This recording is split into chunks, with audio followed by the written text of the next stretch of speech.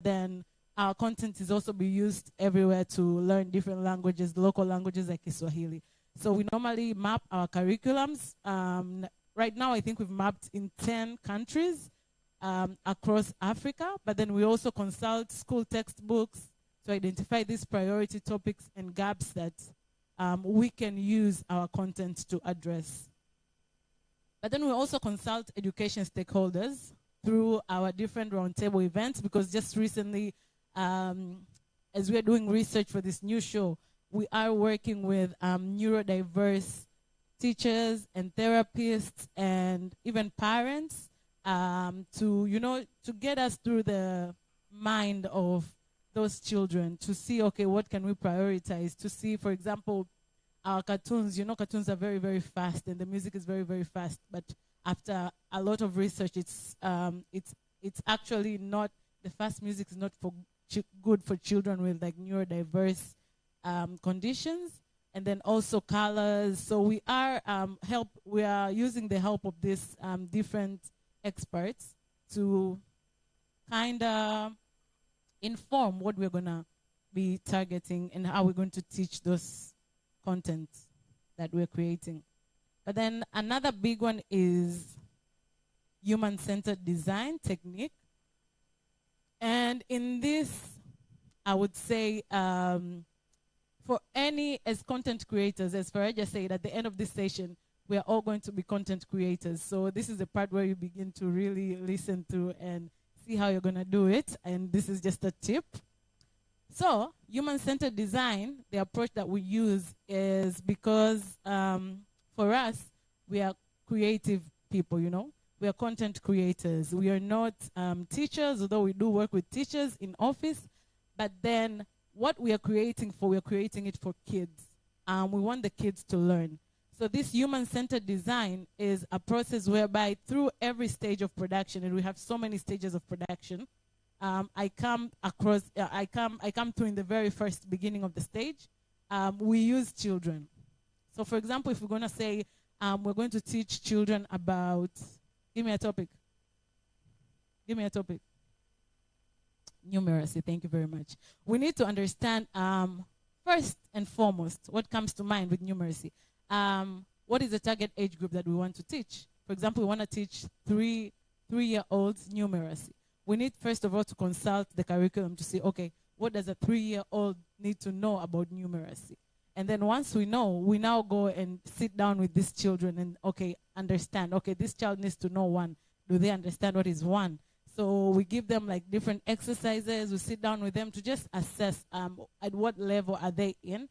And then now we go back and bring that information in and then start creating these cartoons that maybe are teaching literacy. And then after that, or no, not even cartoons, like the outlines that are going to be teaching this. And then we go back again with the children. We ask them, okay, this outline, we read it maybe, and then we get to know, have they learned what they wanted to learn after we are very, very sure. And that can take sometimes months because you're going back and forth until we make sure that the children understand. That's when now we take this content to be scripted and to be created, like these cartoons to be created.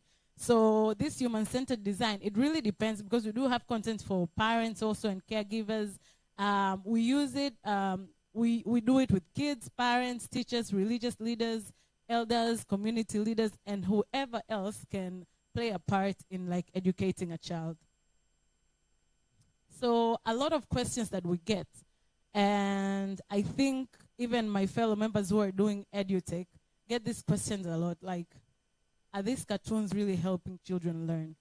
How is using technology, for example, really helping a child learn? Because we do have a lot of information and, science not backing us up and saying that, what, actually you are leaving your child to use too much technology is not helping them. But then, so we do get that question a lot from a lot of people. Like, how are you telling me to let my child watch cartoon while some years back we were not allowed, we were advised not to? So yes, we do research, we do longitudinal research for our content, and a strong body of global evidence shows positive learning outcomes if kids watch and pay attention. So this is bolded because if kids watch and pay attention. It's been found that kids who watch and remember character names improve 13% in cognitive skills, 7.4% in social and emotional skills, and 19% in health knowledge. And then also, what recent research has found that once kids watch this content or engage with this content, these learnings increase even further if they discuss it among peers, if maybe there is a caregiver who is prompting them, or maybe a teacher who is prompting them to like do some extra activities, and if they can, and it increases even further if they can find a way to bring it now back into their environment. So yeah, it just depends. They do learn, but then the learnings increase depending on the intervention that these children get. So okay, what is human-centered design? Human-centered design is a creative approach to defining a problem with your users, what your users need at heart. So the very first, for this I'm going to give a very funny story that at the very beginning when we were Akili and me content, we used this human-centered design to solve maybe a problem that could have been happening to date. So we had characters, and with these characters I don't know if you know any of our characters, but then there is one character is called Little Lion, and Little Lion has a father, and he also has a mother. So in that aspect, you know how lions, they have these manes. So the manes for children, we just created like the male lion having this manes, and then we took it to the children. We were very confident that, this is the male lion, this is the female lion. But then when we took it to the children, most of the children were saying, no, this is Mama Lion, because she has, because, females we have. But then we did not remember that while we were creating. So, okay, so for that now we had to I had a picture, but then I don't think it's here. We had to emulate and make sure that Baba Lion has a tie. So right now Baba Lion has a tie and Mama Lion has like a female, just to tell the kids, who is the father, who is the mother. So if we did not use this approach of human-centered design, probably we would right now still be having kids confusing whether this is a man or a woman. So in the very first stage of empathizing, what happens is that you have to, first of all, just remove any expectations that you have, when you're going to approach these kids, because you really do not know their situations and you cannot answer for them. They have to answer for themselves. So we do this by these different literature reviews, in-depth interviews, and focus group discussions that are conducted, as I said earlier. And then you have to define. By defining is yes, you do have like a definition, maybe a Google definition or a definition that you have. But you need to understand, for example, last year we were doing episodes around Utu. And then we went into different, in the office, most of the things around Utu were okay, respect. But then respect is very different in different cultures. Because what we were finding out when you go out to the children, respect it's almost like obedience. It's almost like blind obedience, whereby if an elder, as long as somebody is an adult to you, if they tell you to do anything, you have to do it. That is what we were finding. So for us to come back to the office, we had to realize, okay, we also need to increase this big terminology of respect as to what it needs. Because in the world of today, you cannot have your child walking around believing that anybody that is older than them, they can just tell them to do anything and they do it. So we also had to add that, also self-respect. We had to include that aspect of, self-respect, respecting someone. And even if an elder is doing something that you do not feel respectful, finding a very respectable way to back out and explain. And then the third stage is called ideate. This is whereby you have to brainstorm these different stories for each theme. And then also prototyping the outlines that have been written, whatever story you're trying to tell. How are you going to tell it? Because sometimes you might tell a story, but then if you're going to take it to the child, they don't understand. So you now have to also test these outlines and then again, empathize. Because empathize is that element of you really need to listen to the person that you're creating this content for. You cannot be creating content for yourself or just be too confident that this content is going to work. So I'm actually done before time, but then I would just like to take you, take you, take you through this. It's small, let's just say. So whenever you're designing, you need to remember that you're designing for real people, and then you need to ask questions. You need to listen to their thoughts and feelings, step into their shoes, ask open-ended questions, and also make sure that you check for respondent bias. Give them time to think, and then make the process fun and active. All the best.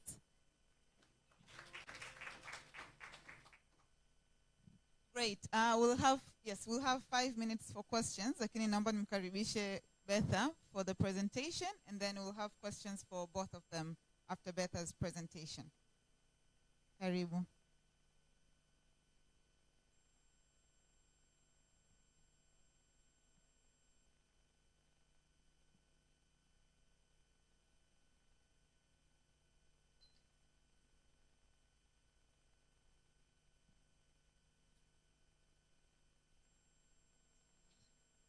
Hi everyone, my name is Betha and I'm from Shule Direct, and I'll be taking you through who we are, what we do, and to what extent.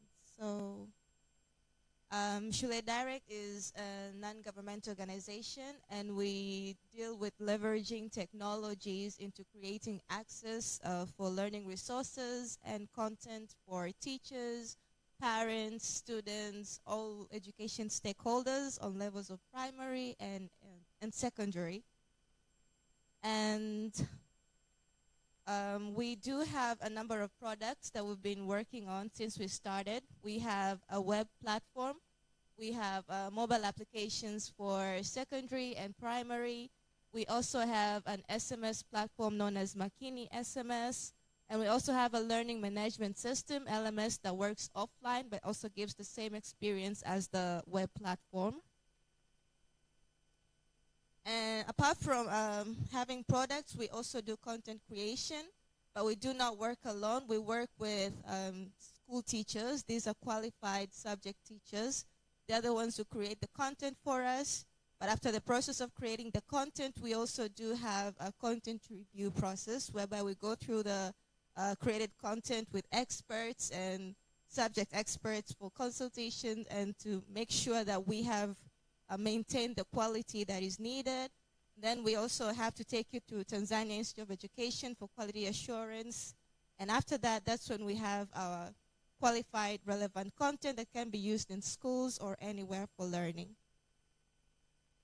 And in terms of outreach, we have been able to reach more than 3 million learners across the country, over 80 schools, secondary schools, and over 100 downloads from our application platforms. This was supposed to be a video.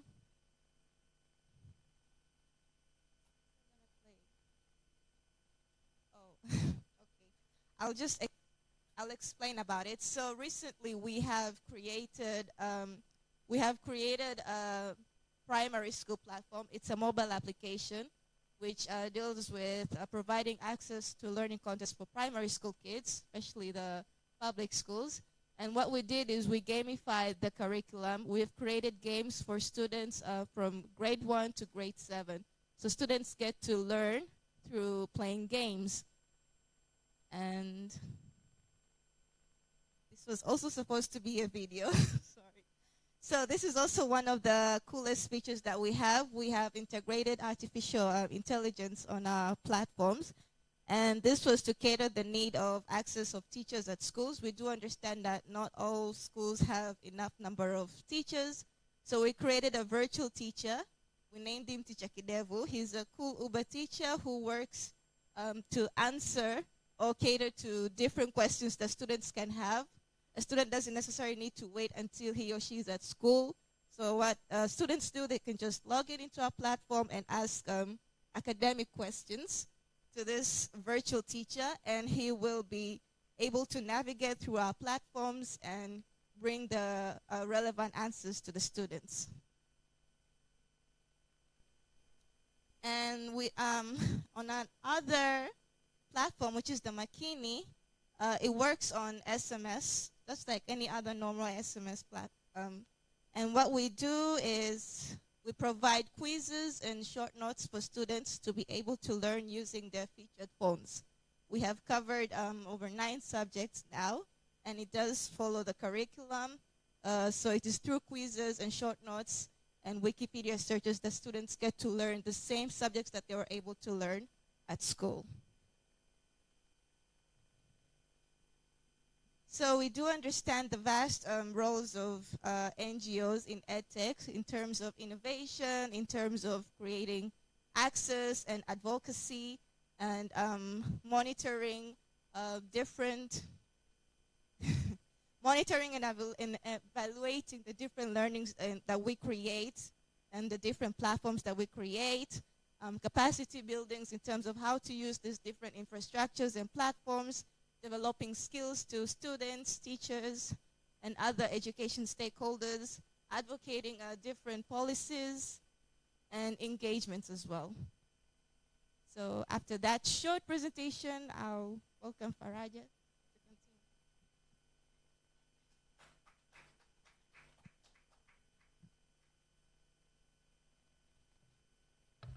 Great. Thank you, Annette. Thank you, Betha. Now, here we go for your questions. Shadidu. Yes. Where's Shadidu? Oh, you're here. Okay, great. So before we start with the questions, I would like to invite Shadidu, who is going to share more or less a testimony from his own personal experience with researching digital platforms for children. Asante Faraja, thank you very much. My name is Shadidu, as you know. And Doreen, why are you laughing? Sauti imekwisha kwenye game kule.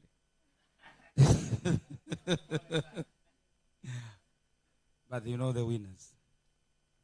So my PhD, I think some of you know, my PhD was on cartoon. I did my PhD on cartoon. And very interesting enough is I researched 2 cartoons. One of them is Achille and Me. I think Annette knows this. And another one is Dora the Explorer. And where is my title came from? My firstborn, she's a girl now, she's 12. She was around 4 or 5 when I started my PhD. And we normally she has that luxury of watching cartoon. And because I'm a teacher, I'm a researcher, I noticed some of the good thing, like she has a very good commando in English, not only English, but also Spanish. Like you can come at home and one day she says, Dad, soy Zainab. What is that? That is Spanish. My name is Zainab. Or you can give her something and she tells you like, gracias. So I was like, where did you find these words?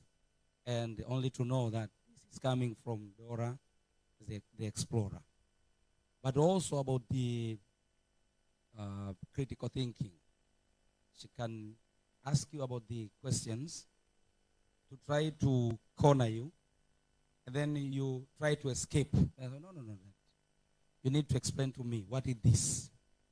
So from that point, talking about English, talking about critical thinking, talking about drawings, and I'm telling you, in that for 3 years, she never attended any school. So for me, it was like I was explaining to one of my friends. At the end, he became my supervisor. And he told me that, Shadidu, you have PhD title here. You have something to research. And this, it's worth to be a PhD. So we start like a just conversation. And then it ended up to be my PhD. So that is my PhD. I am very good follower of Ubongo Kids. And Annette, sometimes I think you use some of my kids as your research, in your research. I think, yes. And for me, I think cartoons is not only for entertainment. Rather, it's a very good place for learning. And from that point, some of my friends, they normally come. Oh, my kids have attended to this school and these schools. They cannot even construct a good sentence. Most of the time I tell them, brother, can you afford to pay DSTV? I say, yes.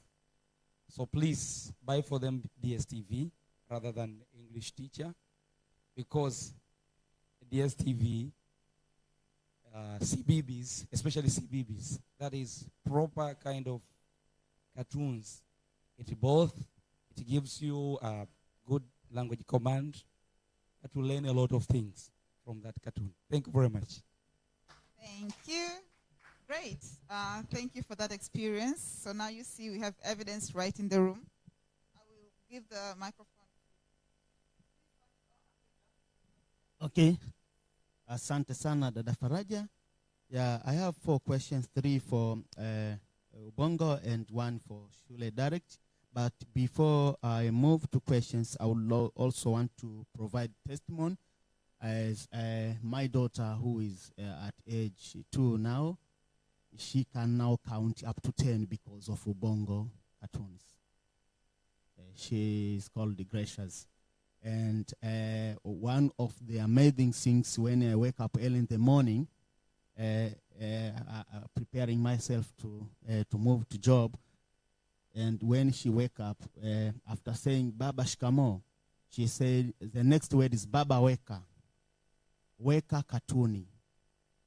She wants me at least to play 1 cartoon, Ubongo Kid, before I move.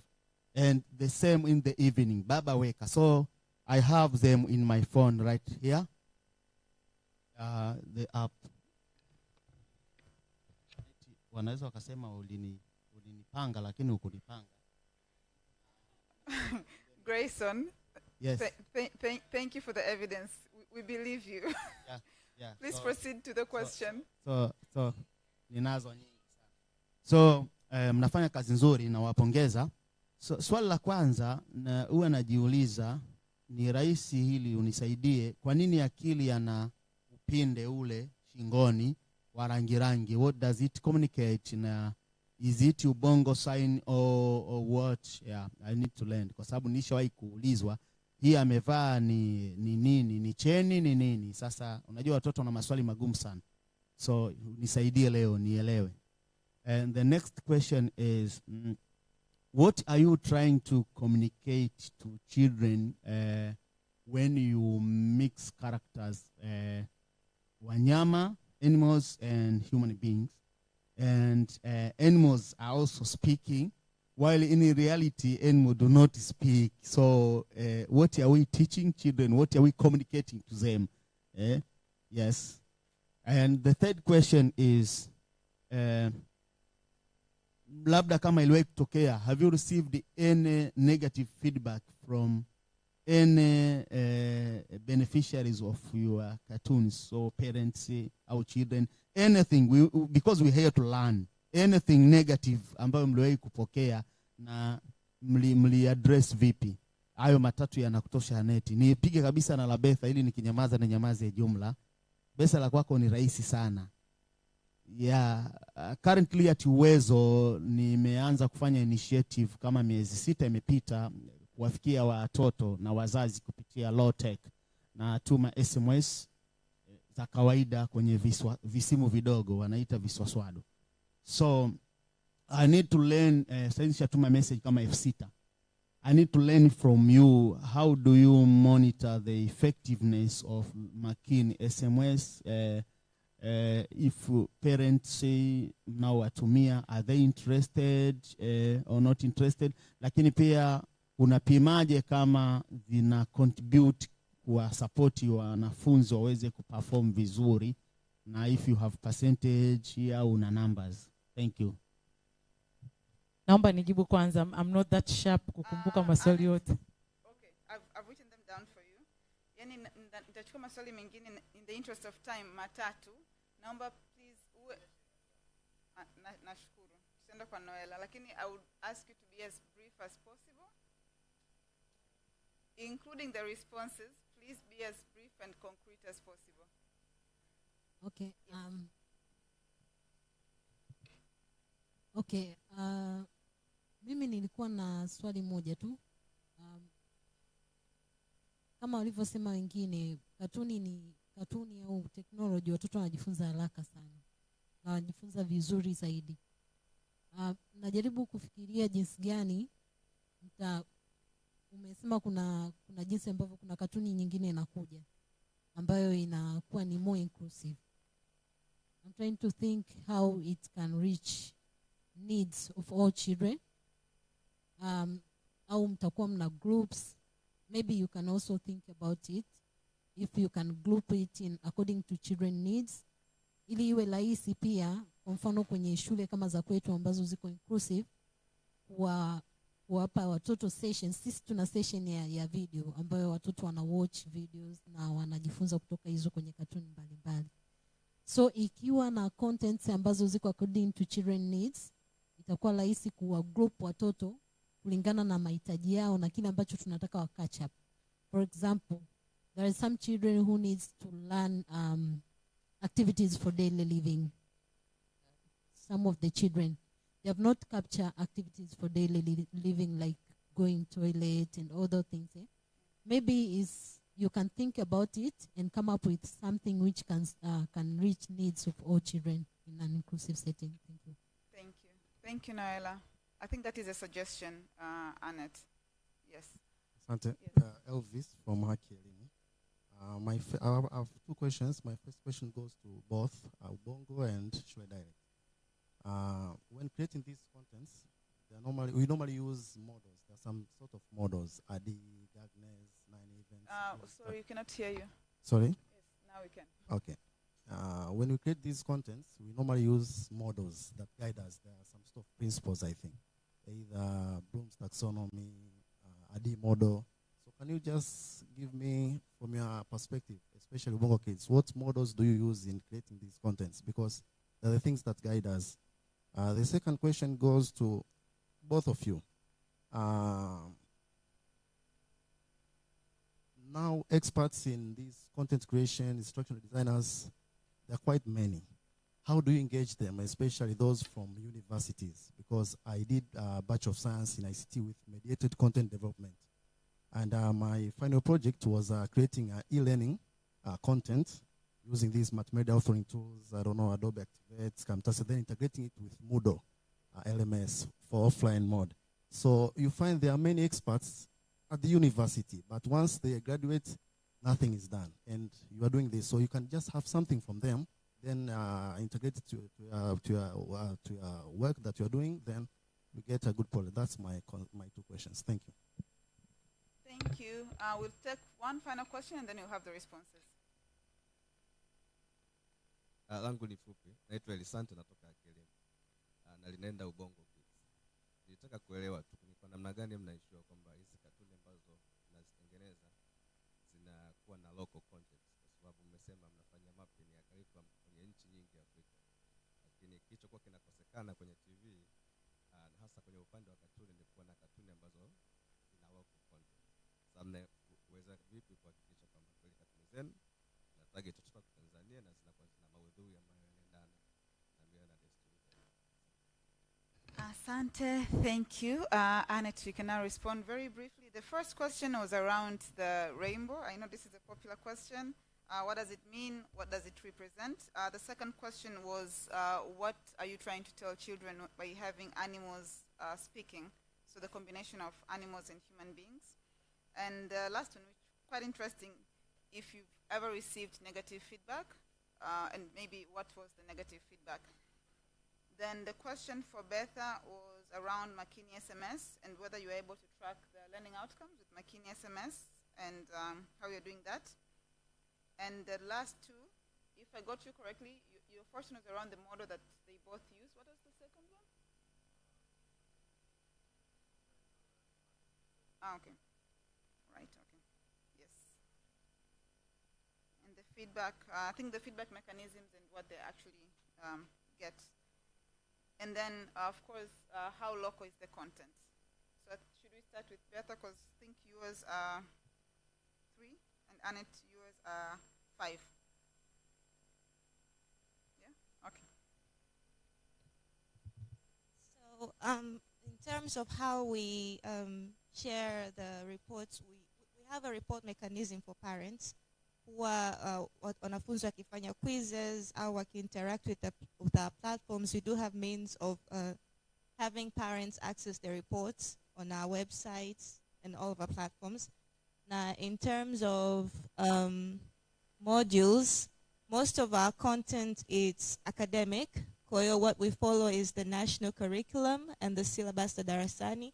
But we also work with experts, the expert teachers, experts of certain subjects and language as well. And but as a platform, we're open to other content creators as well. So we do host content za watu wengine ambao ni academic na hata ambazo ni extracurricular pia, as long as inafuata utaratibu. Na yeah, we're also open to having other people, other content creators as well use our platform. And what we do is just providing access. So we do host other contents and content creators as well. Sorry, Beth, I said models, not modules. Models. That Anna alisema tutakate content, so we need to have something that will guide us. Yes, that will be the last slide, which you'll learn shortly. Oh.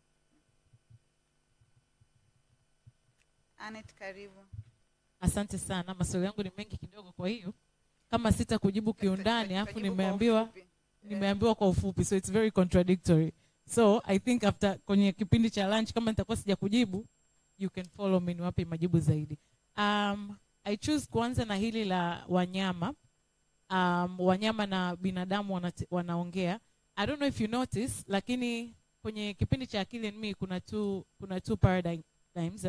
Kuna moja ambayo Akili akiwa na wazazi wake wamelala, na kule kuna binadamu tu. La La Land, the main idea of La La Land, it's an imaginary place. In imaginary place, we do imaginary things. We do anything that show creativity, and this is mainly to boost creativity. Ya watoto wengi wa Kiafrika ni ndogo sana. Yani we do not teach children to create and imagine. So the main idea kwenye Akili and Me ni kwamba akiwa La La Land, they can do anything. They can learn anything. Hata yale mambo ambayo watoto wanaongea kwa ile age group, sio, it's not real. So yeah, the main idea ya wale watoto na wanyama kuongea wakiwa La La Land is just to boost their creativity. Na kwamba no, you can do it. You can do it. Unaweza kufanya hivyo. Negative reviews, my dears, lazima ziwepo. We're in 28 million houses in Africa. Yani lazima zipo nyingi sana.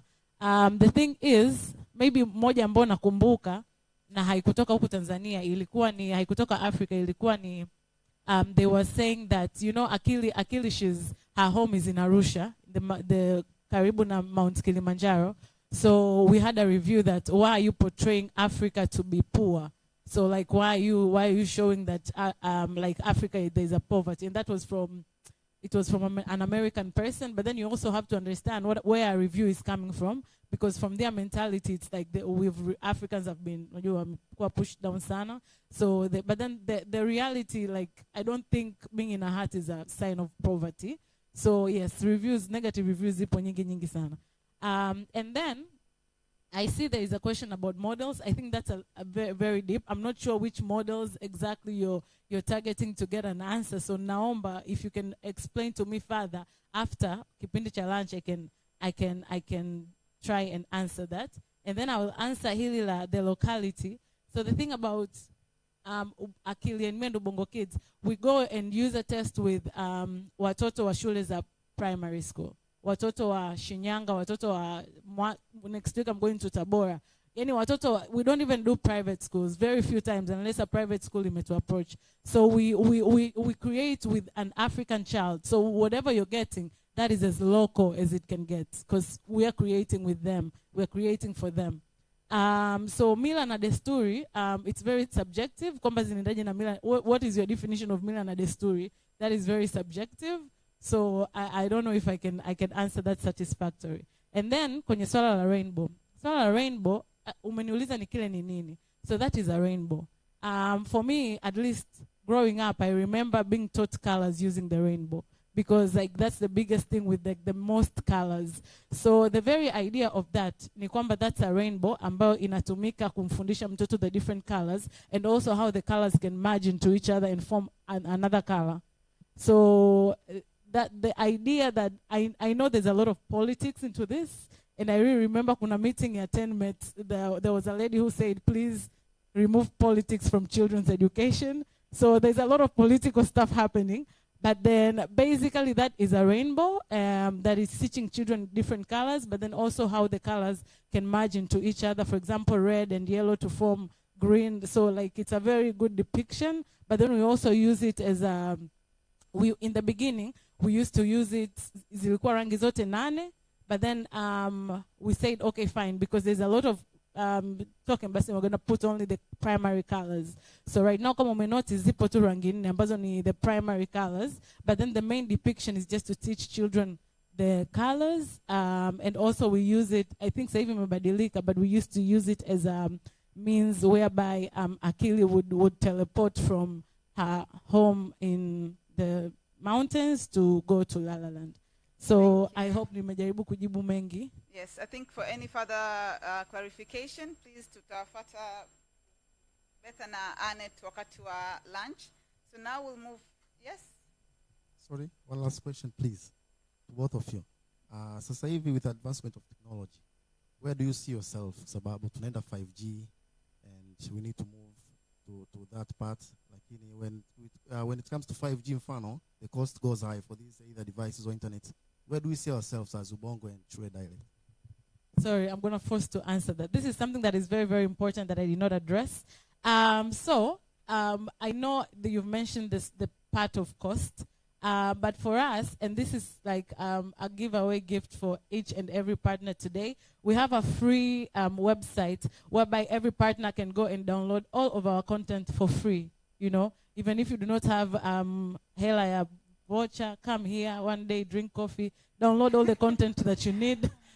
you need for your children. So we do have that free toolkit, because we believe we do not sell our content. We believe our content should be given freely to everyone. That is why right now we have new distributors that are taking our content everywhere. We're in Shinyanga, we're in Tabora, we're in like 8 regions, but then we're also in 31 countries. We're adapting this content into local languages, Kenya, Uko, Rwanda, like 31 countries. So we are really trying to reach everyone farthest left behind. I know you asked me the question of inclusion. We have a lot of characters, hivi ambao they are disabled, they are facing different disabilities. We have a deaf character. We have one that is having albinism. We have one that is in a wheelchair. We have new content that is coming out about inclusion, making sure that we're working with, I think, something that teaching us about, you know, how we can really include everyone who learns differently. So we're going into schools. We're working with schools that are inclusive. We have permits to go into schools that are inclusive. You. So, great. Yeah, karibuni sana, guys. Thank you. Thank you also for responding on how they can access the content. But with Noel, I think your question was around not representation, it was around how they can learn using the platforms. So I think it was more for suggestions, and we are both taking it forward. Now, going back to our session, so we're kind of late, but I'll try my best to make sure that you're even going to use your lunch session for this exercise. So, Anis Nikonombele slide your principles for digital development. So the question Akona Uliza, Elvis, was around the models that we follow. So we follow different models in terms of developing digital platforms. There are international standards that you have to not necessarily comply with, but they are good practices to observe as you are developing digital platforms. So for the purposes of this exercise today, we're going to focus on mainly 3 or 4 aspects. We're going to focus on design with the user. We're going to focus on understanding the existing ecosystem. We're also going to focus on being data-driven and also designing for scale. So what does it mean to design with the user? This is a principle which is both in Principles for Digital Development, and these Principles for Digital Development, they were developed in consultation with over 70 organizations. So international organizations, local NGOs, startups, meaning private sector but generating revenue from the product, but also from individual teachers, students, social workers, diversity in community development. Ideally, we had seen so many of interventions from the 1970s, 80s, 90s that were trying to be innovative, but not necessarily following a certain approach or having results. So the assumption is that if you follow, and again, these are guiding principles. If you follow these principles, you'll be able to have a sustainable, impactful digital platform for your target market.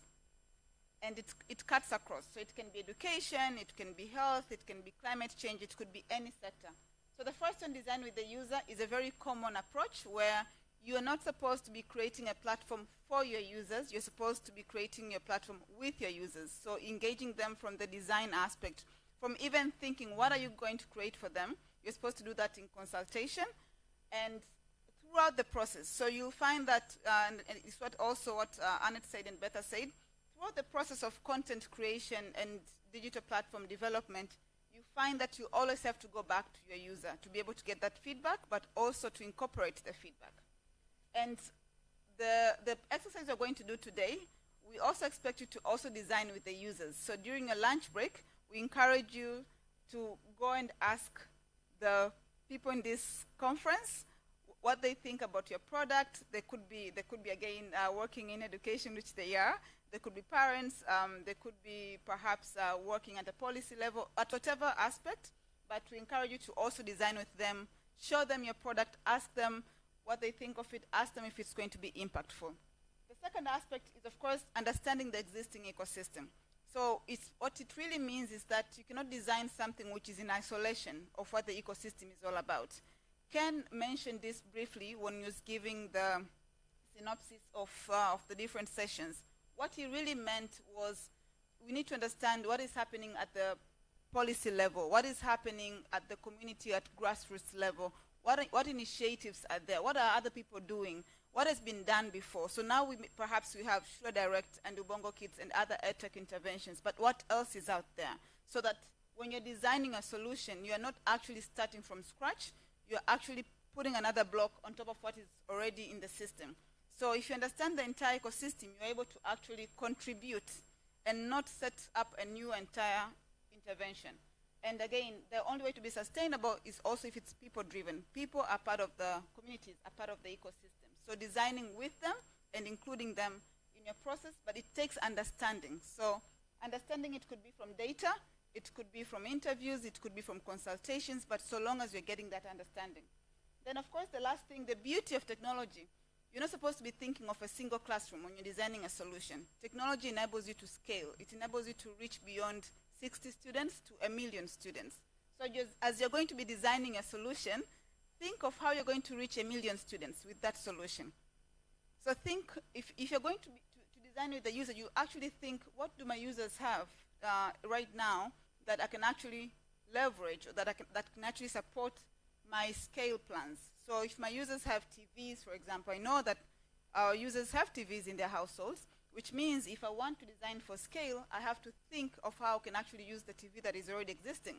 We know that our users already have mobile phones in their hands, so how can I create a solution that they can actually use through that mobile phone? So those are the principles, and this is the model that we use. And there's so many other models. We also follow human-centered design approaches, which Annette briefly explained. But the most important thing is to actually be very, very practical. So once you fail, it's okay to start again. The good thing with technology and innovation, failure is part of the process. So you can design something, start something, it doesn't work, scratch, go back and do it again. So for our exercise, you're going to have a question, and you're going to have 3 rounds. I don't know if you have an experience with hackathons. So this is going to be very, very rapid. The first aspect, so this is the question. In human-centered design, again, we start with hypothesis. Hypothesis means we're trying to imagine, we're trying to think through, again, with the ecosystem, with data, how we can create a solution. So the question is, how might we support young learners to improve the numeracy outcomes through technology? So we're going to be in groups, I think, of 2. I think 2 is good. So excluding Bertha and Annette. Mahmoud, you can start counting. 1. 1. 1. 1. Yes.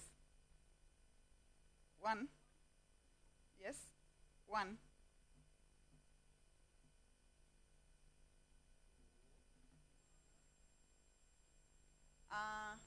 Safia. Hi. So 1, please be on this side, and 2 be on that side. So what we're going to do for the next, it's going to be very fast. Design thinking is not about coming up with a perfect solution. Design thinking is coming up with possibilities. So to come up with possibilities and to actually think creatively, you don't need 1 week. You need a maximum of 10 minutes.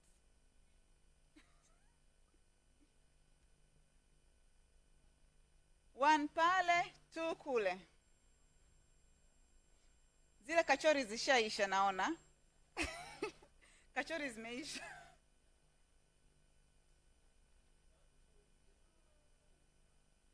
Nasubiri mkae nianze kuweka timer. So nitaomba tuchukue flip chart.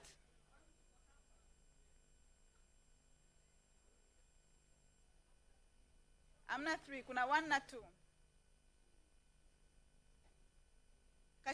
Katika good practice, ukiwa mnafanya this exercise, ideally the group isizidi watu 7. Ideally. Actually ni 5 to 7. Lakini in the interest of time and based on how many we are, we're going to have 2 groups.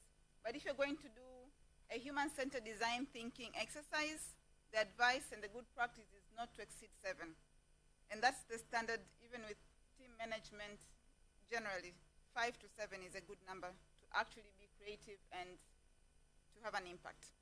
So you're going to think of 3 possibilities of how you might support young learners to improve their numeracy outcomes through technology.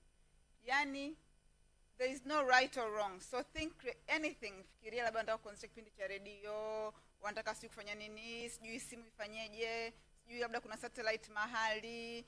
Yani, think anything. Mabasi yawe na ma-Wi-Fi, anything. So long as you want to support learners, young learners to improve their numeracy outcomes. So 3 possible solutions. That's the question, yes?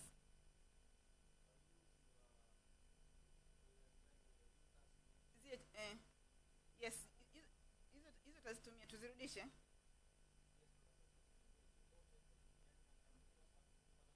Aha, unaweza kutumia zote kama unaweza kutumia zote. Lakini ambazo of course zitakuwa very impractical kwa hili zoezi. Lakini zile 4 nashauri tuzitumie.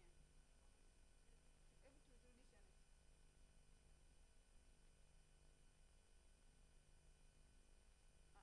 tuzirudishe.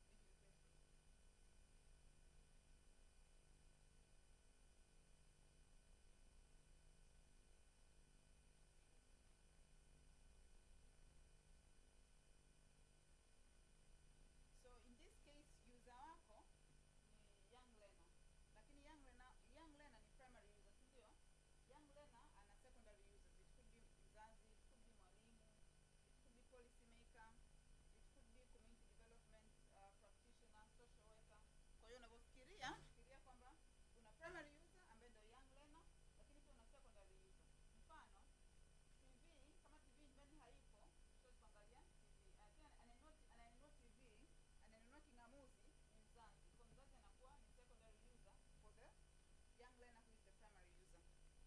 the same thing with simu.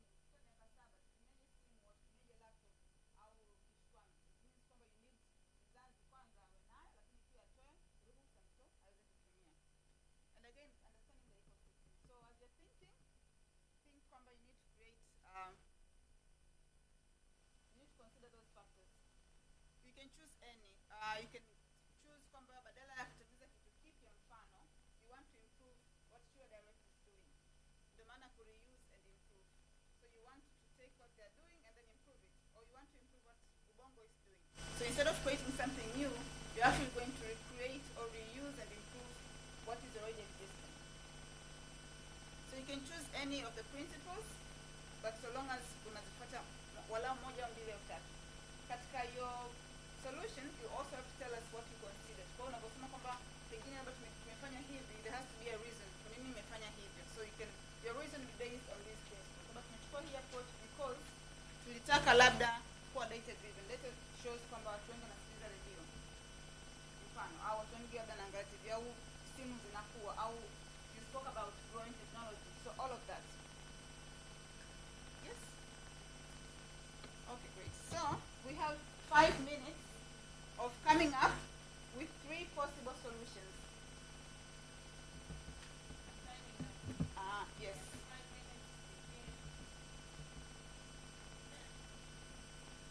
Now, great. Now.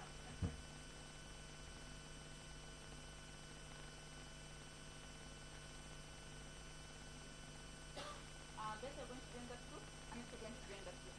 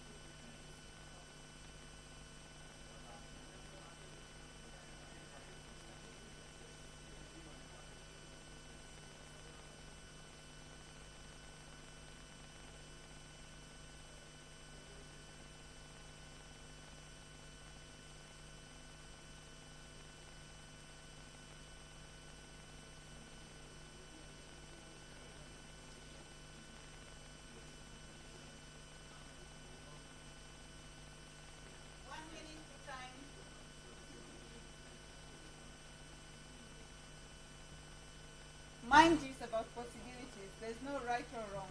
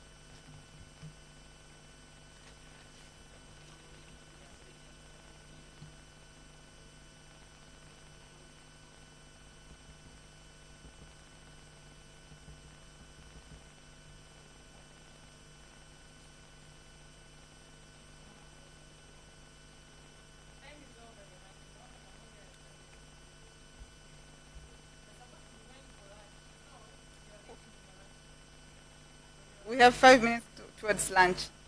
Great. Okay. Thank you. Pens down. Submit your papers.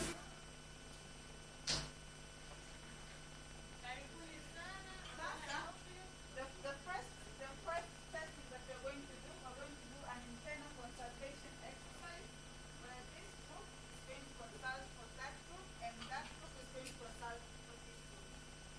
After your consultation, what we want to come up with one solution that will go to lunch with and test with the general group. Sasa basi tunaanza na group ya kwanza. You have four. Wow, okay.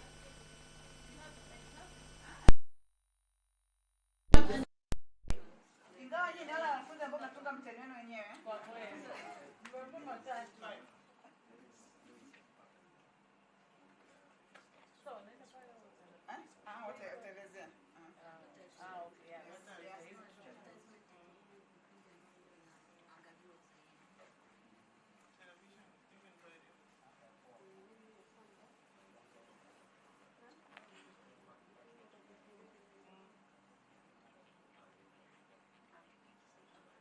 Nani ambaye present?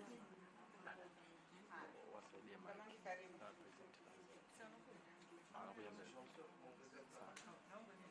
Kama utakuwa na maswali ya clarification then you can give them clarification. Anakuja mbele. Atakuwa hapa mbele lakini kuna mmoja tubidi msaidie kumshika. Au maybe somebody from your group, yes.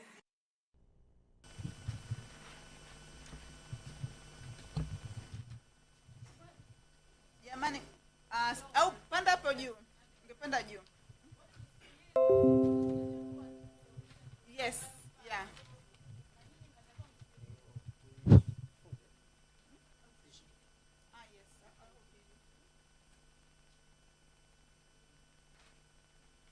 Okay. The question is no. You're going to consult on their solution. I'll give guiding questions, lakini mwisho wa siku mtakaotoa feedback ni group la pili. So the first is schools should be equipped. Without equipment, then nothing can be done. And number two, children should be guided. If they are not guided, we know the dangers that they will face themselves and their parents and the community at large. Number three, methodologies should be simplified in a traditional way. This is to avoid some of the issues that may arise if the traditional ways are going to be skipped in this technological aspect of learning. And number four, parents should be made to know that technology, here we are talking about phones, can be used for learning. And lastly, advertisement for vipindi that are watched much. Great.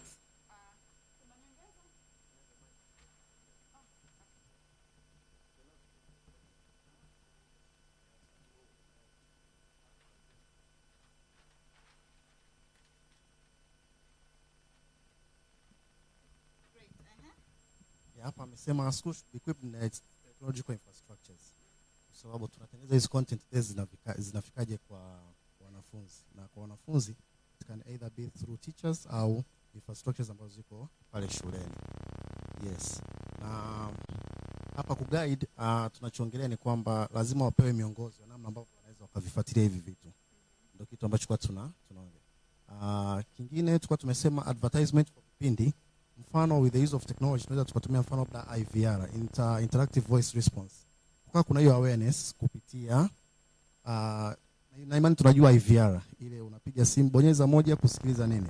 Kwa hiyo inaweza ikawasaidia kwa maana ya wazazi, kwa sababu hapa tunavyosema wazazi wapate hiyo elimu.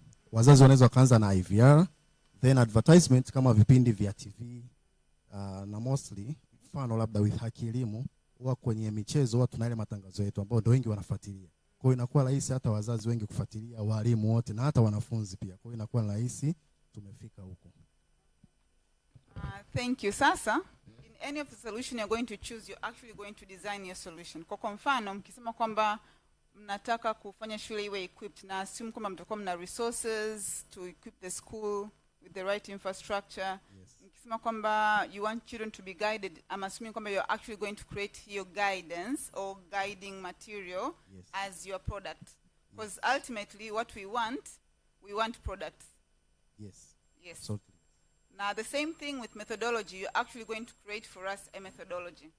Yeah? Sure. The same thing with parents should be made to know the technology. So I would want you to tell us how parents should be made to know, yani mtatengeneza kitu gani kutumia technology that will make parents know that phones or devices can be used for learning. Hapo naomba nianze kujibu kabla sijasawa.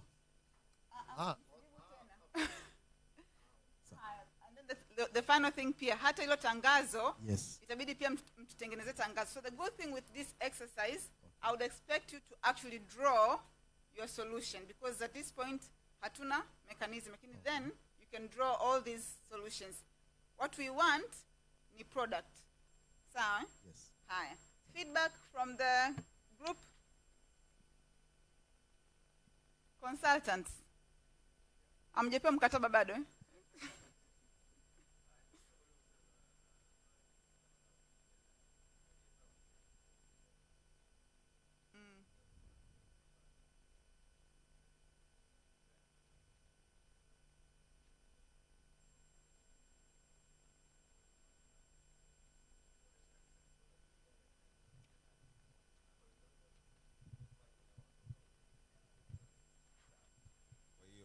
Na vitu vingi vya kuconsider. Kwanza namna tu ambavyo hiyo numeracy skills zinakuwa imparted na njia gani sahihi ya kuweza kuwatarget watoto. Kwa hiyo kuna haja ya kuweza kuendelea zaidi mbele kuona product gani mtakuja nayo ambayo itaweza muda ulikuwa. Correct. So actually the approach you've taken an approach of looking at technology overall, like the question was very specific on numeracy outcomes. So the question is, watoto wakiwa guided wataweza kuimprove the numeracy outcomes au wataweza kutumia technology? So probably wakiwa guided, they will know how to use technology, but will that be sufficient to improve their numeracy outcomes? Hatujui, because hatujafika katika hiyo level numeracy outcomes. Yeah. Okay, any other feedback from consultants?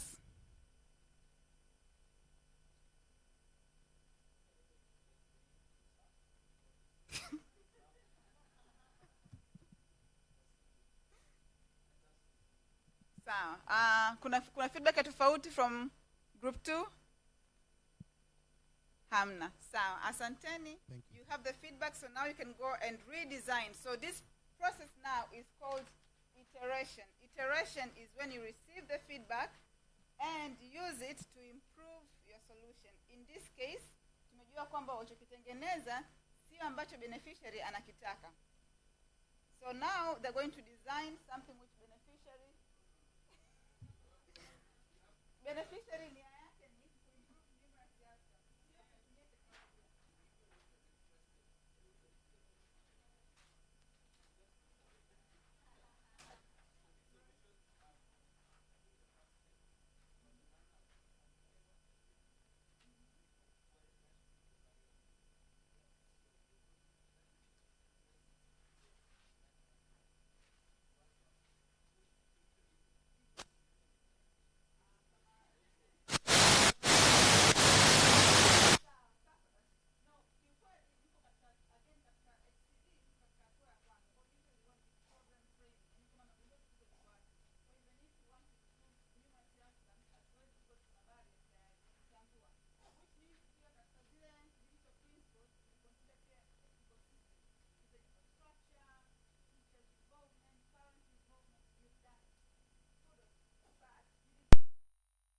question, which was numeracy outcomes.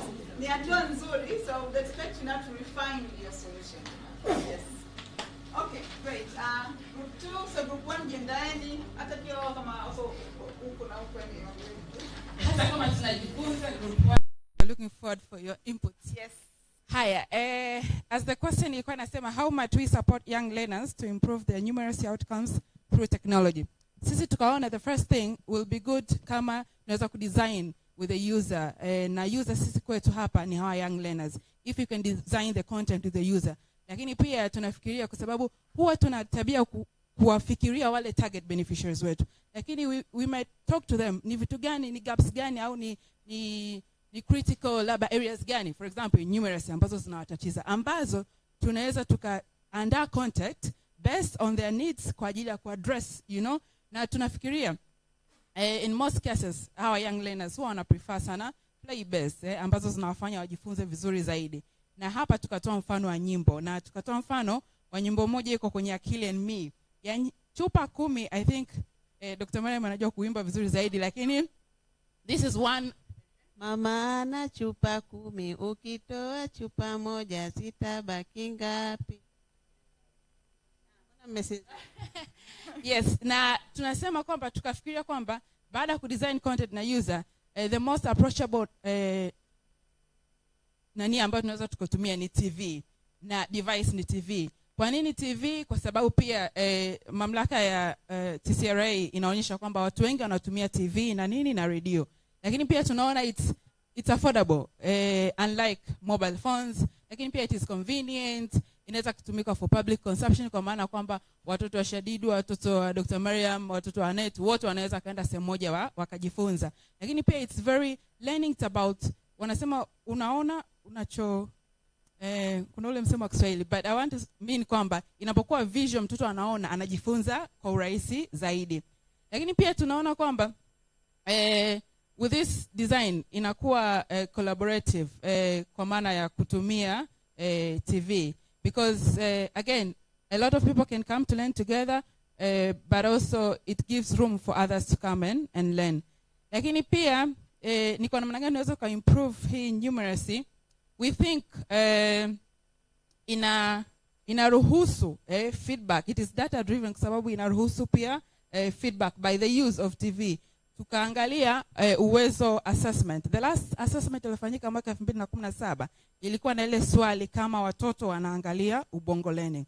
So through that it was able to give feedback na kuona kama wanaangalia has it improved their learning outcomes. Kwa unakuta mzazi anakuwa anasema kwamba watoto wanaangalia na kikweli imefanya hivi, kupitia ile anatoa mifano kupitia. Kwa hiyo this helps in giving feedback ya learning.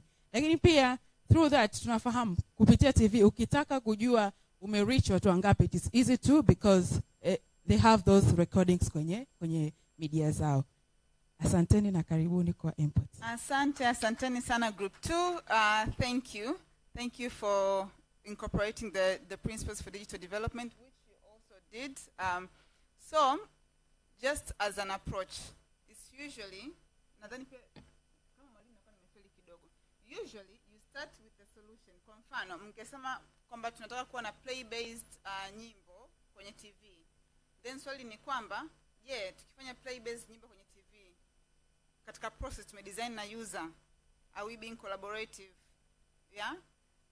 Mpaka kufikia kuwa na play based nyimbo kwenye TV, were we consulting data, were we consulting our beneficiaries, were we incorporating that data? So it's the vice versa. Once you have your possible solution, then you start questioning. Lakini then usually ni kabla, yani hizi principles for digital development, it takes 3 days training. Tunapitia moja kwamba how can you design with the user. Tunaanza kuangalia katika process gani. Usually kuna process kabla hujatengeneza solution, you can design with the users. Kuna process wakati unatengeneza solution, you can design with the user. Kuna process baada ya kutoa solution kwenye market, you can still design with the user. So lakini kinachofuata ni kwamba lazima uwe na possible product, kwamba okay, this is I'm thinking kwamba nataka design na user kwa ajili labda kuwasaidia kujifunza. So inakuwa pale mwanzoni, au nataka design na user wakati natengeneza product yangu. Kwa hiyo kama wao sasa hivi baada ya kudesign na nyie wamepata feedback, they're going to redesign again and get a better version of their solution. And then they're going to consult the wider group and get a better version of their solution. Sasa nikija kwenu, I'll have the question kwamba what are your solutions? TV, sindio, na nyimbo. Yes. Lakini nataka kuelewa how is that like okay, may improve on an existing product? Is it a new product?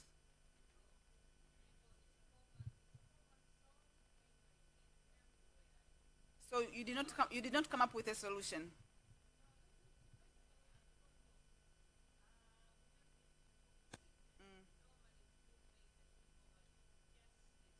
Yes.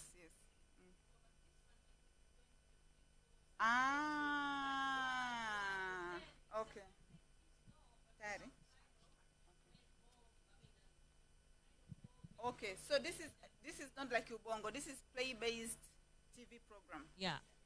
Okay, so mnachukua experience ya physical plays za watoto kama mdako tufanye. Yes, like common games mdako they know. Yeah. Kwenye TV. Okay, so that is your solution. Yes. Okay, nimeelewa. Solution nyingine ya pili na ya tatu? Okay, but it's a great solution. I like it. Okay, feedback sasa. Consultants.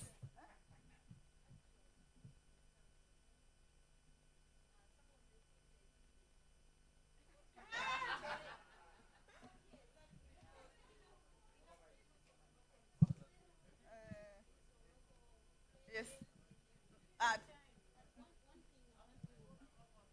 One thing I want to say, like, I don't know if that is a solution or what, because if we look at TV and go around the world, maybe this world of Tanzania, this country, tell me in the village if you will get TV in 2 houses within 20 houses.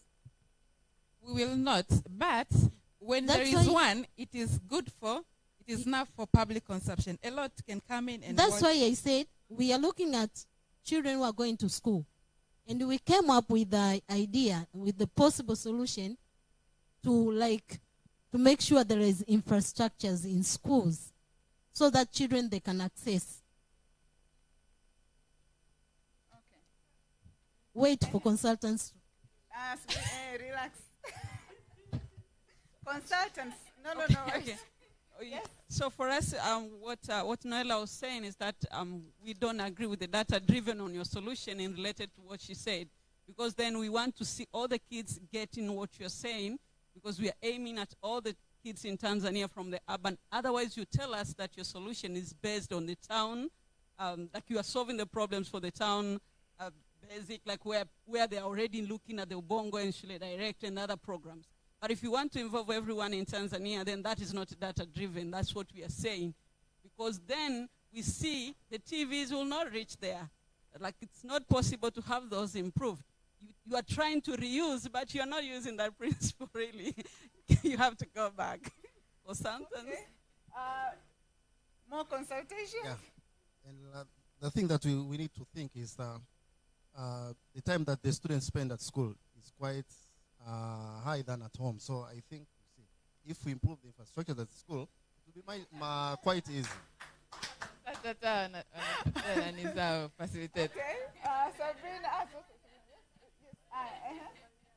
Okay, final feedback.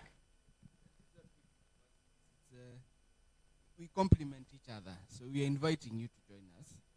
We put it together because we have thought through the barriers. And you've come up with a solution of how you can deliver a numeracy class. But I think this is an open question. I didn't get to ask it. But I think it's been alluded to. I feel like there are children who are still being left behind. And my question, and why I joined this session, is to understand, have we started thinking, challenging ourselves, to see how do we not leave these children behind? I enjoyed the feedback from the parents. And it seems parents are watching more cartoons than children, based on that feedback. But how much feedback are we getting from learners? I was impressed when she sat here. We didn't ask about the barrier, but she quickly, from our own experience, the first barrier is actually the parent, even where that technology is available. So, and that's where the element of sensitization came in. Now, that's what we're talking about, leverage advertisements. Kama ni akina baba tunajua wana watch mpira. And we have an advert in between a soccer match to sensitize ule mzazi that these options are there. But anyway, I'm going out of context here, bear with me. But I think I'm very interested to learn a bit more on whether there is any thought process to extend to those that are still left behind. And also that element of the parent, the barriers, what are we doing to address this? Thank you. And those are the questions that you ask yourself as you're designing your solution. Is my solution widening the gap, or is it narrowing the gap? Is it equitable? Is it inclusive? Does it factor diversity? Is it conscious of the environment as you're looking at the barriers? So I think as content creators, that was your responsibility. And that is why the third principle I mentioned was understanding the existing ecosystem. Because the ecosystem will tell you there is no infrastructure. The ecosystem will tell you we don't have the right attitudes with parents, for example. Maybe that could be around your research or around your data that's available. But I think what you're saying is things which, in the process as you're designing, you consider them.